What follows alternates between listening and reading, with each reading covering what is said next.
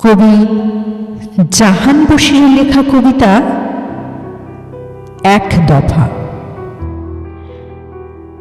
এই শুনছো, নিরীহদের আবেগ ধরে টান দেওয়া এই শহরে তুমি আর আমির গল্প ইতি হলো অবশেষে। এখন আমরা আমাদেরই গল্প, এখন গোত্র গোত্র পরস্পর, এখন পরম্পরা নিঃশেষ, এখন আমরাই আমাদের প্রতিদ্বন্দ্বী কেবল। শুনছ তো, কেউ বলে অ্যাটম অণু পরমাণুর দিন শেষ।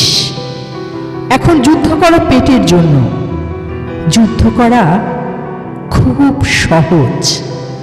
কেউ বলছে এসো আনাজপাতির থলে হাতে যুদ্ধ করি, নিজের সাথে সংসারের আর সংসার শুদ্ধ বউ পুত্র কন্যা কিংবা নাতিপুতির।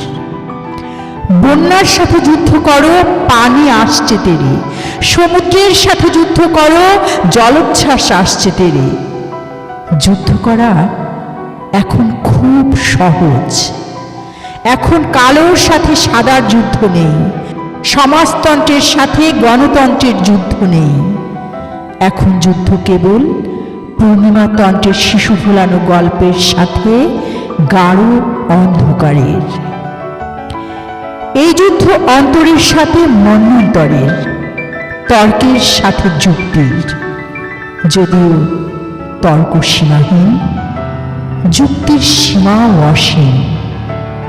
যুদ্ধ চলছে, যুদ্ধ চলবে। কবিরা কেউ নেই, শিল্পীরা কেউ নেই, প্রজ্ঞাবান বুদ্ধিজীবীরাও নেই। সবাই গ্যালিলিও দূরবীনের তলায় ভ্রু কুঁচকে বসে দেখছেন ভূত ভবিষ্যৎ। তারা যুদ্ধ ভালোবাসে না, আর সাধারণেরা যুদ্ধ জানে না। সাধারণেরা ভুগছেন কেবল ডিম আর কাঁচামরিচের ঝালে ঝোলে অম্বলে। তবুও যুদ্ধটা চলছে। বোবা বধির অন্ধদের এই যুদ্ধে নেই সুশীল সভ্য, নেই শব্দ অস্ত্র কিংবা অর্থ। দলে দলে যাচ্ছে তবু নির্বাক মানুষ, হতচ্ছাড়া মৃত্যুকে পুনর্বার ভালোবেসে। যুদ্ধ খুবই সহজ, কারণ মানুষ খুবই সহজ। আর সহজ মানুষদের এক দফার এক প্রশ্ন, আমাদেরকে আর মানুষ বলা যাবে তো স্যার?